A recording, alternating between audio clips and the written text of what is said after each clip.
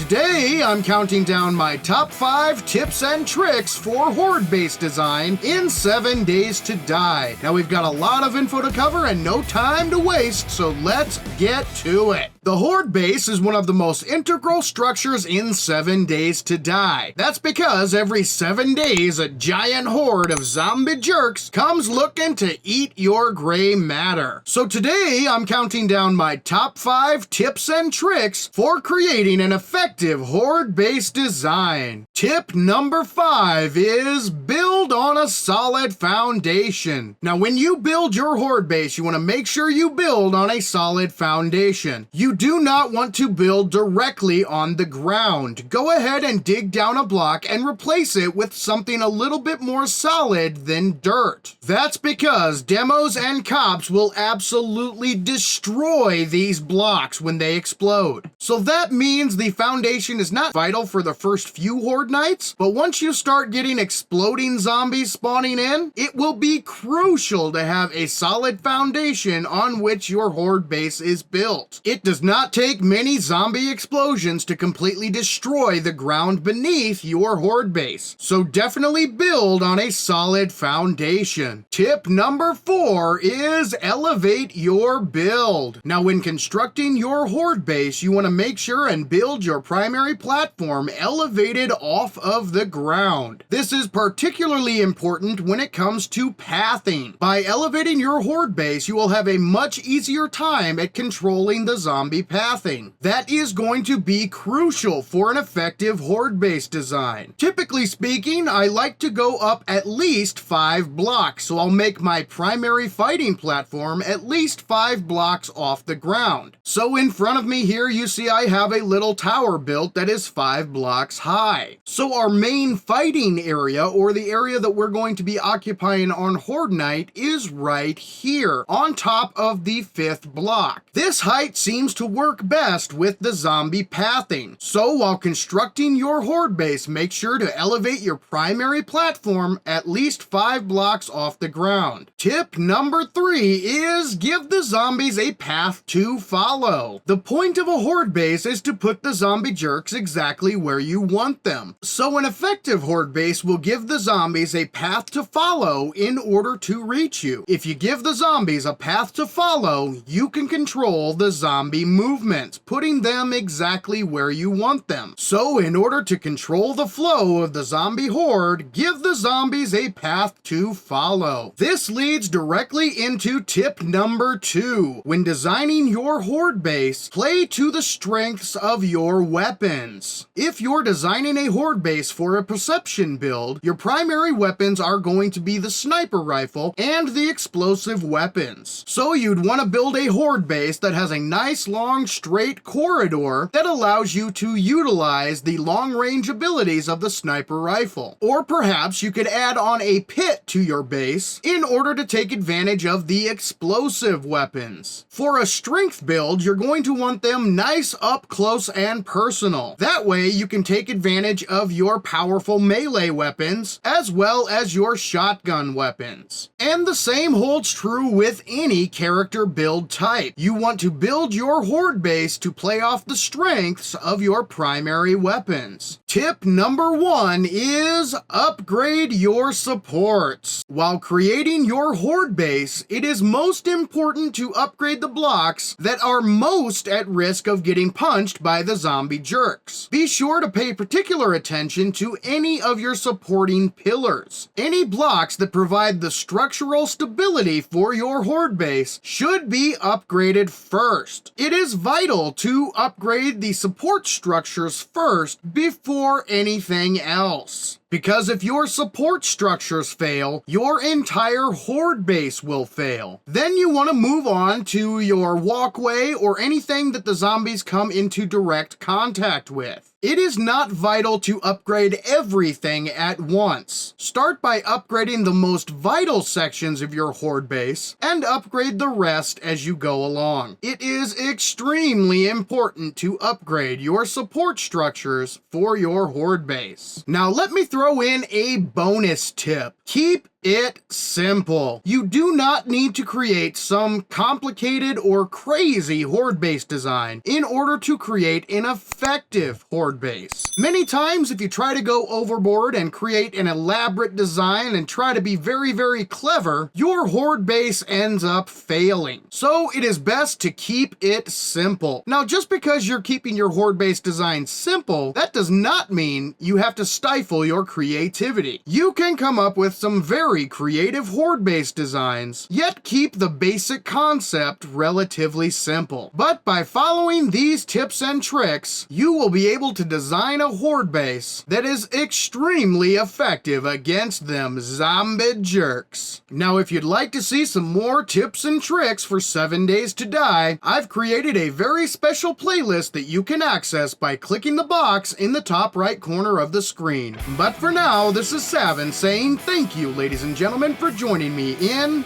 Saven's World. And remember, the average gamer is always king of the hill on the bell curve.